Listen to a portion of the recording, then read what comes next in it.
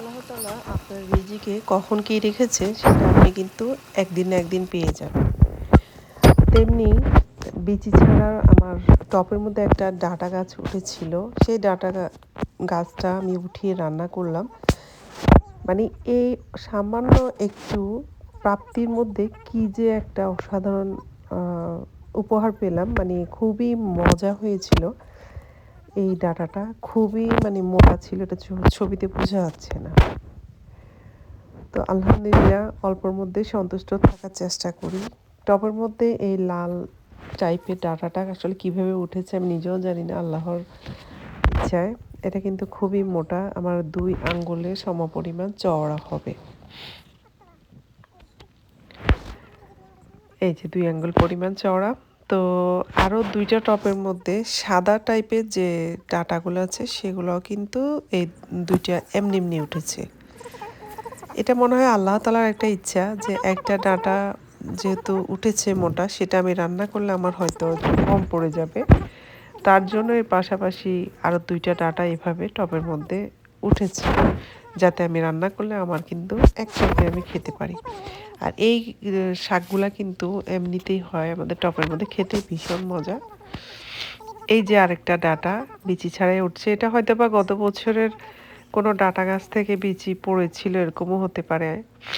এই আর কি ৩টা ডাঁটা আল্লাহ তাআলা দিয়েছে। দেখেন এই ৩টা ডাঁটাই কিন্তু আমি আজকে রান্না করব, রেসিপিটি আপনাদের সাথে শেয়ার করছি। ডাঁটাগুলো কাটার সময় একটা জিনিস আমি বুঝতে পারলাম, এত নরম তুলতুলে ছিল ডাঁটাগুলো। আর দেখেন ডাঁটার শাক কিন্তু প্রচুর হয়েছে, সেটা আমি ভাজি করে খাবো। তো একটা কড়াইতে আমি প্রথমে সামান্য কিছু তেলের মধ্যে একটু রসুন বাটা, পেঁয়াজ কুচি, হলুদ, সামান্য একটু মরিচের গুঁড়া, মানে মরিচের গুঁড়াটা আমি এবার কম দিব, আমি যেহেতু কাঁচা মরিচ ব্যবহার করব। খুব ভালোভাবে একটু কষিয়ে নিয়ে আমি এখানে একটা টমেটোর অর্ধেক দিয়ে দিলাম। তারপরে এই যে ডালটা আপনাদেরকে দেখালাম, এটা আমাদের নোয়াখালী জেলায় এই ডালটা আসলে হেলন হেলন ডাল নামে পরিচিত। অন্যান্য দেশে কী ডাল বলে আসলে আমি জানি না। এটা তারা রোদে শুকিয়ে ভেজে রাখে, যে কোনো তরকারির সাথে রান্না করলে ভীষণ মজা হয়। বিশেষ করে ডাঁটা দিয়ে রান্না করলে বা চিচিঙ্গা দিয়ে রান্না করলেও কিন্তু খুবই টেস্টি হয়।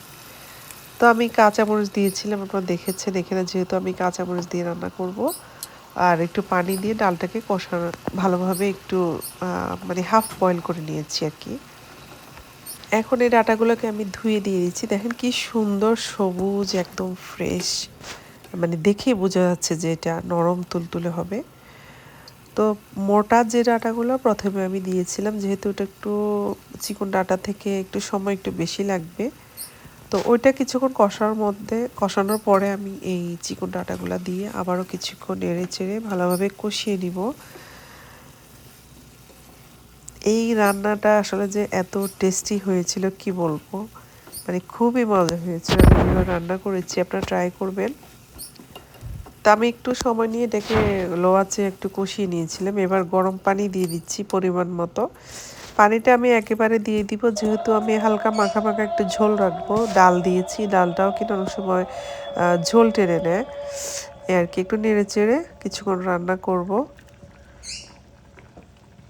আপনারা এইভাবে রান্না করে খেয়ে দেখবেন, ভীষণ টেস্টি হয়। চাইলে কিন্তু সাথে একটা আলুও দিতে পারেন, তো আমি আলু দিই নাই। পরিমাণ মতো লবণ দিয়ে দিলাম।